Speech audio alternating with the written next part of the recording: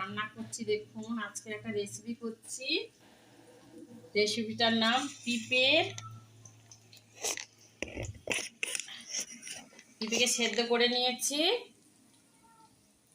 এই দেখুন, এই পিঁপেটাকে সেদ্ধ করে নিয়েছি।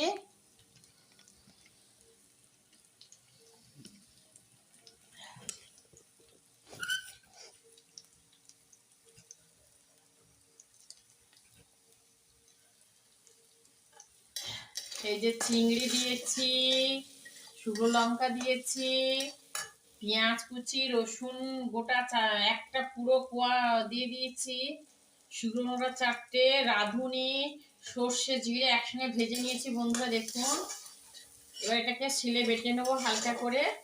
আর পেঁপেটাকে এই যে সেদ্ধ করে নিয়েছি, এই যে সেদ্ধ করে নিয়েছি আগে, নিয়ে হাত দিয়ে একটু থেতড়িয়ে দিয়েছি, দিয়ে মশলা বেটে এসে মাখিয়ে কড়াই হালকা করে একটু নেড়ে নেবো। তাই এই রেসিপিটা করছি বন্ধুদের শেয়ার করি, যে না এই রেসিপিটা একবার বন্ধুরা দেখুক, দেখে বানাবে।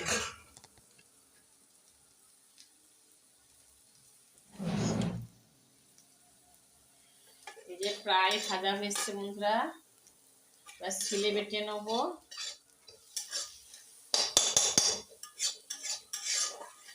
আজকে হালকা হালকা শীত আছে, আজকের ওয়েদারটাও খুব সুন্দর, পরিবেশটা খুব ভালো লাগছে।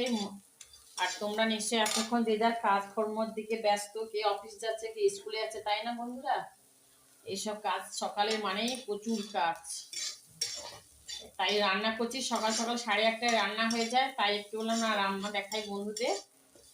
ওই যে প্রায় ভাজা হয়ে এসছে, এবার একটু নেড়ে এই দেখুন, এই যে এই বাড়বো শিলে নিয়ে নিচ্ছি। যেসব বাচ্চারা খায় না পেঁপে, তো এই রেসিপিটা করে খাওয়াবেন, বাচ্চাদের মুখে খুব ভালো লাগে। বড় কেন, বাচ্চারা কেন, একটু বয়স্করা খুব ভালো। অনেকে পেঁপে তো খেতে চায় না, এই রেসিপিটা করে খাওয়াবেন, বাচ্চারা পেঁপে খেয়ে নেবে।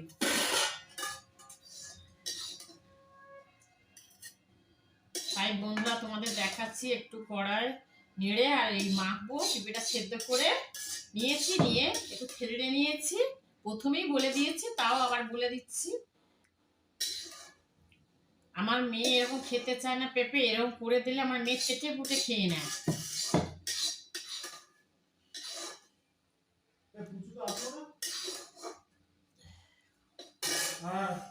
দেখুন বন্ধুরা বাড়ছি,